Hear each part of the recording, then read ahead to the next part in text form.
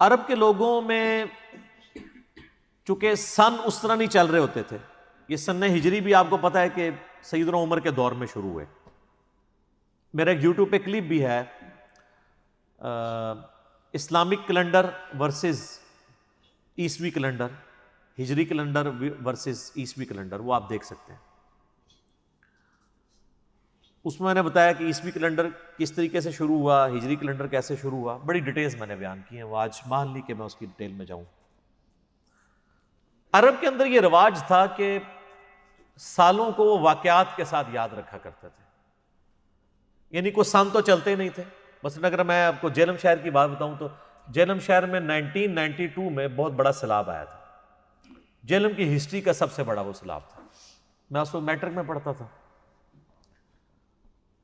تو اب کئی لوگ جو 1992 میں پیدا ہوئے ہیں نا، تو وہ ان کی مائیں جب اپنے بچوں کا تعارف کرواتی ہیں نا تو وہ جہلم میں ہوتا ہے، کہتے ہیں جس سال سیلاب آیا سی نا اے ادو پیدا ہوا سی، واقعات سے یاد رکھا جاتا نا۔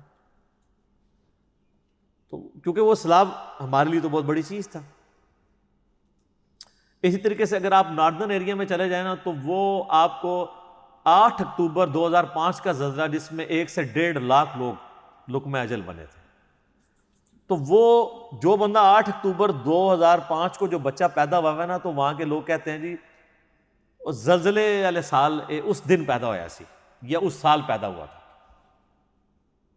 تو عرب کے کلچر میں یہ چیز تھی، سن نہیں تھے۔ تو نبی صلی اللہ علیہ وآلہ وسلم جس سال پیدا ہوئے نا، اس سال بھی ایک بہت بڑا ایونٹ ہوا تھا۔ ظاہر ہے ہر چیز معجزانہ طور پہ اللہ تعالیٰ کی طرف سے پری پلان چل رہی تھی، اور وہ ہوا تھا ہاتھیوں کی ہلاکت کا واقعہ۔ اسے کہا جاتا تھا عام الفیل، ہاتھیوں والا سال۔ نبی علیہ السلام اس سال پیدا ہوئے تھے، آپ کی پیدائش اس سال میں ہوئی۔ جامعہ ترمذی میں صحیح سند کے ساتھ حدیث ہے کہ نبی صلی اللہ علیہ وآلہ وسلم عام الفیل والے سال پیدا ہوئے، جس سال ابراہ کے لشکر کو اللہ تعالیٰ نے ابابیل کے ذریعے ہاتھیوں کے لشکر کو تباہ و برباد کیا۔ اور اس کا ایک طریق دلائل النبوہ میں بھی موجود ہے، اس میں محمد بن اسحاق انس بن مالک کے شاگرد کہتے ہیں کہ نبی علیہ السلام عام الفیل والے سال 12 ربیع الاول کو سوموار کے دن پیدا ہوئے۔ تو یہ واقعہ یوں تھا کہ چونکہ آپ کو پتہ ہے کہ خانہ کعبہ اسلام سے پہلے بھی مشرکین عرب کے لیے ایک ریسپیکٹیبل جگہ تھی، کیونکہ وہ ابراہیمی تھے، حج پہلے بھی کرتے تھے، اگرچہ وہ بگڑی فارم میں تھا، اللہ کو مانتے تھے لیکن ساتھ بتوں کو بھی شریک کرتے تھے۔ تو یمن کا ایک بادشاہ تھا ابراہ، وہ کرسچن تھا، وہ جیلس ہوتا تھا، اس نے بھی یمن کے اندر ایک کعبے کے مقابلے پہ ایک بلڈنگ کھڑی کی اور ارادہ کیا کہ لوگوں کو اس طرف مائل کیا جائے کہ وہ یہاں پہ بھی آیا کریں حج کے لیے، اور خانہ کعبہ کی رونق ختم ہو جائے۔ چونکہ خانہ کعبہ کی رونق جو ہے وہ عرب کے لوگوں کی اکانومی کا ایک ذریعہ بھی تھی۔ ظاہر ہے اتنے ٹورسٹ آج بھی آپ دیکھ لیں، دنیا میں کون سا ملک ہے جس میں اتنے زیادہ لوگ کروڑوں کی تعداد میں جاتے ہوں اور وہاں پہ دیکھنے کی کوئی چیز نہ ہو۔ یعنی آپ اگر مکہ شریف چلے جائیں تو نہ تو وہاں پہ کوئی سبزہ ہے، چٹیل کالے پہاڑ ہیں، ٹوریزم کی جو جگہ ہی کوئی نہیں ہے وہ، لیکن اتنی بڑی یعنی ان کی اکانومی ٹوریزم کی اسی کے اوپر چل رہی ہے، اتنی خریداری ہوتی ہے۔ تو اس زمانے میں بھی یہ تھا کہ چونکہ پوری دنیا سے لوگ آتے تھے، ایک بابرکت جگہ سمجھی جاتی تھی، تو ابرا نے یہ پلان کیا کہ میں ایک بلڈنگ مقابلے پہ بناؤں تاکہ لوگ یہاں پہ آنا شروع ہو جائیں۔ تو وہ وہاں پہ تو لوگ ظاہر نہیں جائیں گے، اللہ نے دل جوڑے ہیں اس طرف۔ سورۃ الحج میں آتا ہے کہ ہم نے ابراہیم سے کہا اناؤنسمنٹ کر، تم دیکھو گے دور دراز علاقوں سے بھی لوگ پتلے پتلے اونٹوں پہ بیٹھے، یعنی اونٹ بھی پتلے ہو جائیں گے سفر کرتے کرتے اور وہ یہاں پہ پہنچیں گے۔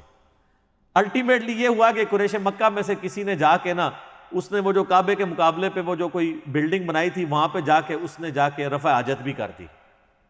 تو ابرا کو پھر غصہ آ گیا، اس نے پھر کہا کہ میں نا کعبے کے اوپر چڑھائی کر کے کعبہ ہی ختم کروں گا۔ اس کے لیے وہ ہاتھیوں کا لشکر لے کے آیا،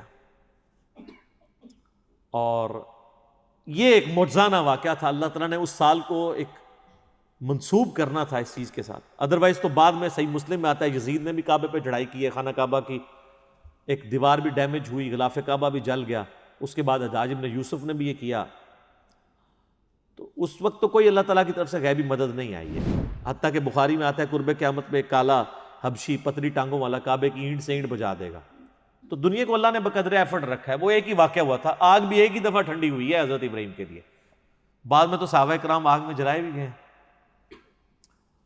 تو وہ جب لشکر لے کے آیا تو اللہ تعالیٰ نے پرندوں کے چھوٹے چھوٹے پرندے ابابیل بھیجے جنہوں نے زمین سے کنکریاں اٹھائیں. یہ جب بارش پڑتی تھی نا عرب میں، تو وہ جو کنکریاں یعنی بارش کے قطرے گرنے سے جو وہاں کی مٹی ہے اس میں چھوٹے چھوٹے وہ کنکر بن جاتے تھے. جب ان کو دھوپ پڑتی تھی تو وہ ایک چھوٹے چھوٹے آپ سمجھ لیں گولیاں پتھر بن گئے. اور جب آپ اتنی ہائٹ سے وہ پتھر نیچے پھینکیں تو وہ پھر کس سپیڈ سے آ کے لگتا ہے.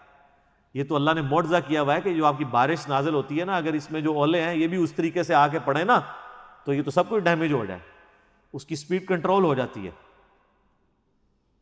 اللہ نے ایسا سسٹم رکھا ہوا ہے اس میں. تو وہ آسمان سے ابابیلوں نے وہ کنکریاں پھینکی اتنی اوپر بلندی سے. جب کنکریاں آگے گریں گی تو وہ جس چیز میں پڑیں گی ظاہر ہے کہ وہ تو گولی کی طرح لگیں گی. تو وہ ہاتھیوں کو بھی انہوں نے ڈیمیج کر کے زخمی کر دیا اور لاشیں ہاتھیوں کی بکھری پڑی ہوئی تھیں. آج بھی اگر آپ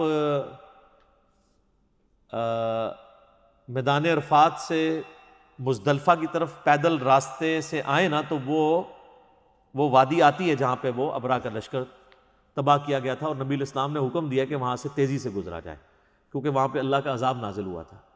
تو وہاں سے بھی لوگ بھاگتے ہوئے گزرتے ہیں. اگرچہ اب تو وہاں کوئی عذاب کے ساتھ نہیں ہے لیکن ایک سنت ہے، جیسے صفا مروہ میں بھی بھاگتے ہیں. تو وہ آسمان سے یعنی پرندوں نے اپنی چونچوں میں زمین سے اٹھائے اور وہ پتھر پھینکے. یہ معجزانہ طور پہ ہوا ہے، نہ اس سے پہلے ہوا ہے نہ بعد میں ہوا ہے.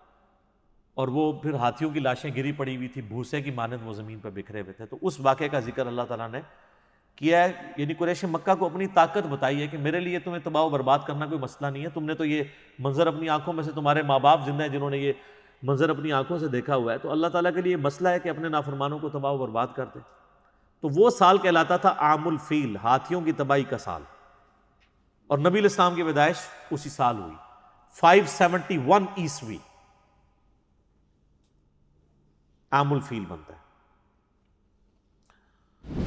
الم تر کیف فعل ربک باصحاب الفیل، کیا تم نے نہیں دیکھا کہ تمہارے رب نے ہاتھی والوں کے ساتھ کیا سلوک کیا.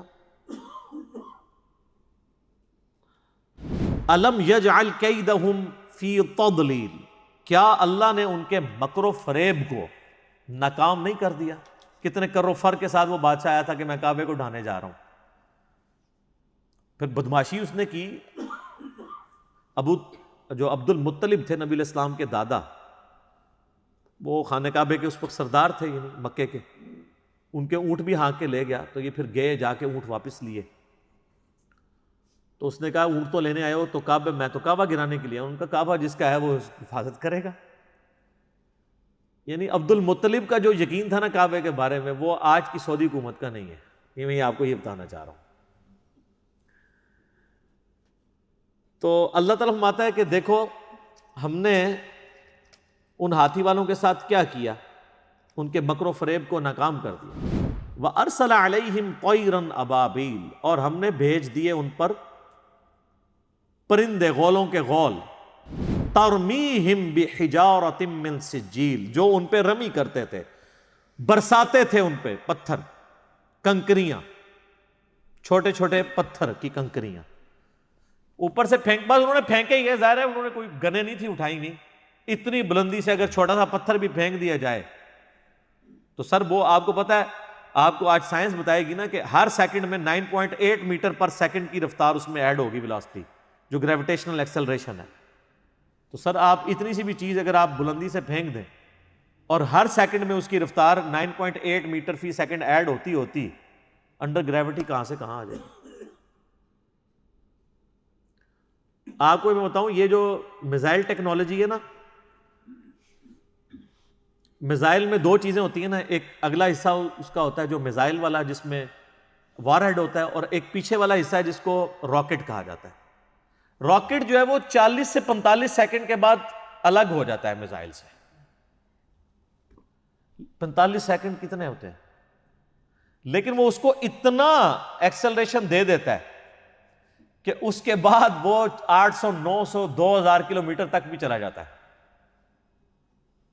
یہ جب میزائل فائر ہو رہے ہوتے ہیں آپ ذرا دیکھیں تو آپ کے سامنے موٹر لگ ہوتی نظر آئے گی, اور اس کے بعد وہ جا کے کتنا دور گرتا ہے, اتنا اس کو تھرسٹ مل جاتی ہے, کیونکہ وہ پھر ریئر ایٹماسفیئر میں اوپر چلے جاتے ہیں. اوپر جا کے ریئر ایٹماسفیئر میں ایئر کی فرکشن بہت کم ہوتی ہے, کیونکہ یہ ساری ڈینسٹی تو 50 کلومیٹر کے اندر ہی ہے نا. اوپر اگر آپ چلے جائیں تو آلموسٹ خلا ہی ہے 50 کلومیٹر کے بعد, تو وہاں پہ ریزسٹنس تو کوئی نہیں ہے. پھر وہ جاتا ہے, پھر جب اس کے بعد وہ یعنی اپنا پروجیکٹائل بناتے ہوئے جب یوں واپس, کوئی بھی چیز آپ پھینکیں گے ایک خاص ہائٹ پہ جا کے اس نے واپس آنا ہے, وہ جب واپس آتا ہے نا تو وہ زمین کی قوت کشش ثقل کی وجہ سے آتا ہے. تو وہ پھر اس کی رفتار صرف 5000 کلومیٹر پر آور بھی ہو جاتی ہے جا کے, صرف انڈر گریوٹی. تو گولی کی رفتار تو بہت تھوڑی ہے, 60 کلومیٹر, اور وہ 5000. تو یہ تو آپ دیکھ لیں کہ ایک کنکری اگر آپ 8 یا 10 کلومیٹر سے پھینکے تو وہ گولی ہے, کوئی چیز اس کے سامنے نہیں رکے گی. تو اللہ تعالیٰ ماتا ہے وہ برساتے رہے اللہ کے حکم سے کنکریاں. فَجَعَلَهُمْ كَعَصْفٍ مَأْكُولٍ, اور انہوں نے کھائے ہوئے بھوسے کی طرح کر دیا ہاتھیوں کو. یعنی ہاتھی اگر مرا پڑا ہو اور اس پہ آ کے چیلیں یا گدھ یا کوے آ کے اس کا گوشت کھائیں تو اینڈ پہ آپ کو کیا نظر آئے گا؟ اس کے ڈھانچے بھوسے کی فارم میں بکھرے ہوئے. تو یہ حالت ہو گئی ہاتھیوں کی. تو یہ بہت بڑا واقعہ تھا.